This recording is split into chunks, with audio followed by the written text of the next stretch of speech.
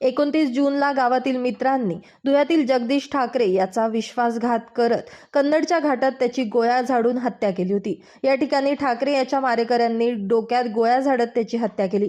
राजकीय वादातून ही हत्या झाल्याची प्राथमिक माहिती समोर आली होती। या प्रकरणातील मुख्य सूत्रधार गोविंद पाटील याला तात्काळ अटक करून मोक्कांतर्गत कारवाई करण्यात यावी।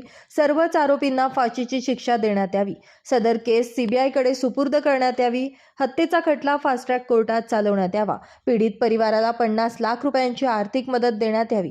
यांसह विविध मागण्यांसाठी आज धुळ्यामधून विराट असा मोर्चा काढण्यात आला होता। मुख्य सूत्रधाराला तात्काळ अटक न केल्यास 15 ऑगस्टला जळगाव जिल्हाधिकारी कार्यालयासमोर आत्मदहन करण्याचा इशारा यावेळी मोर्चेकऱ्यांकडून प्रशासनाला देण्यात आला।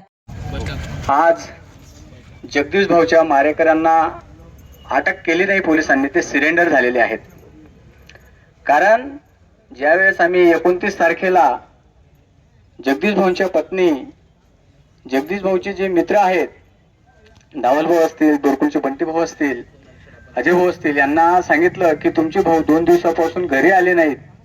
त्यावेळेस त्यांनी 1 तारखेला मिसिंग केस दाखल केली आणि 2 तारखेला 12 ते 2 वाजता चाळीसगाव पोलीस स्टेशन मधून फोन आला की कन्नड घाटामध्ये एक अज्ञात व्यक्ती आहे मयत पडलेला, तर ती केस कोणाची तुम्ही बघून घ्या आणि ओळखून घ्या। मित्र हो, 3 दिवस झाल्यामुळे बॉडी डिकंपोज झाली होती, बॉडी ओळखू गेली नव्हती। परंतु जगदीश भाऊनं इथं टॅटू लिहिला होता आदिवासी म्हणून, त्या टॅटू वरून जगदीश भाऊला ओळखण्यात आलं। कारण जगदीश भाऊची जी बॉडी होती, ज्यांनी पाहिलं असेल, ती खूप म्हणजे वाईट गोष्ट होती साहेब।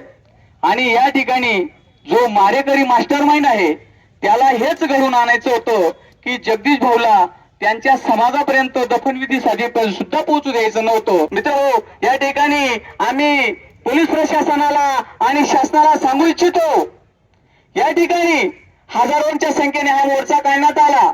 या मोर्चावर जर कधी शासन प्रशासनाचे कान उघडले गेले नाहीत तर येत्या 10 ऑगस्ट रोजी प्रत्येक गावामध्ये ग्रामपंचायतीच्या समोर आम्ही आमरण उपोषण करू। जेवढे लोक बऱ्याचशा गावातून आलेले आहेत, शिरपूर तालुक्यातून, शिंदखेडा तालुक्यातून, साक्री तालुक्यातून, धुळे तालुक्यातून, चाळीसगाव तालुक्यातून, जळगाव जिल्ह्यातून, नंदुरबार जिल्ह्यातून हे लोक आलेले आहेत। प्रत्येक गावामध्ये ग्रामपंचायती समोर आम्ही आमरण उपोषण करू। जर समजा एवढं झालं नाही तरी येत्या 15 ऑगस्ट रोजी शासनाला आणि प्रशासनाला माझी विचारणा आहे आणि जाग येण्यासाठी हा शब्द आहे, ओळखून घ्यावा आणि ते लक्षात ठेवावं। येत्या 15 ऑगस्ट रोजी पीडित कुटुंबित जगदीश भाऊचं जे पीडित कुटुंब आहे, जळगावच्या जिल्हा कलेक्टरच्या समोर, पालकमंत्र्यांच्या समोर काही आम्ही आदिवासी बांधव जळगावला 15 ऑगस्टला आत्मदहन करू जर आमच्या जगदीश भावाला न्याय मिळाला नाही।